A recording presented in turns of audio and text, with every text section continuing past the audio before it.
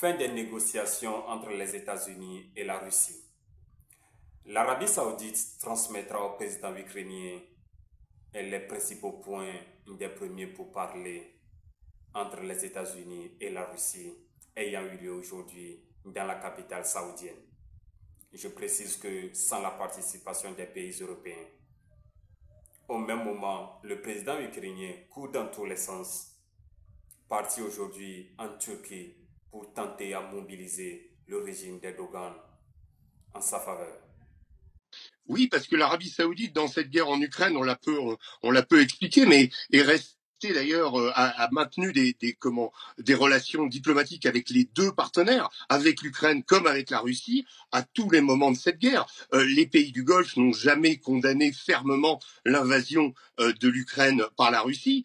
Ils ont, en fait, si vous voulez, ils n'ont pas voulu appliquer de sanctions. Ils font partie de ce reste du monde qu'on a, je trouve, de façon totalement présomptueuse, imaginer qu'ils nous suivraient. Quand Emmanuel Macron et quand Ursula von der Leyen ont décidé justement d'impliquer des sanctions dans l'administration Biden à l'époque aussi à la Russie, on s'est dit effectivement on va isoler Poutine, on va isoler la Russie et on va la mettre à genoux. Ça a été rapporté récemment par un de vos invités, mais effectivement la parole de Bruno Le Maire est on ne peut plus symbolique de cette, je dirais, de cette façon que l'Occident a de s'imaginer qu'il est encore le centre du monde. Et là, ce dont on se rend compte, on est en train d'assister à ça sous nos yeux, c'est que hier, il y a eu ce mini-sommet de la dernière chance d'Emmanuel Macron avec Giorgia Meloni et quelques autres, 8 pays seulement présents à ce sommet de Paris sur les 27 européens,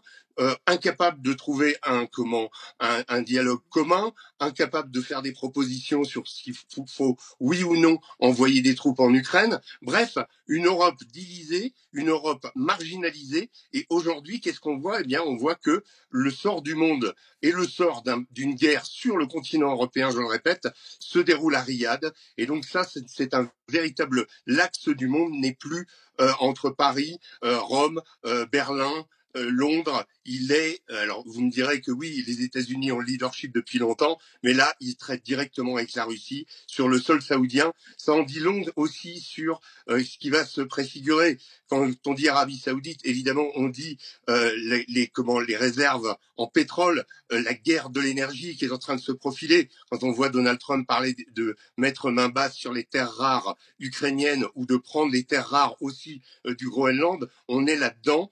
Bientôt, l'affrontement, ça sera avec la Chine, mais nous, l'Europe, on est en train de regarder ça comme des spectateurs, et c'est vraiment avec un gros pincement au cœur, parce que c'est 100 ans de diplomatie et de négociation qui sont complètement changés aujourd'hui.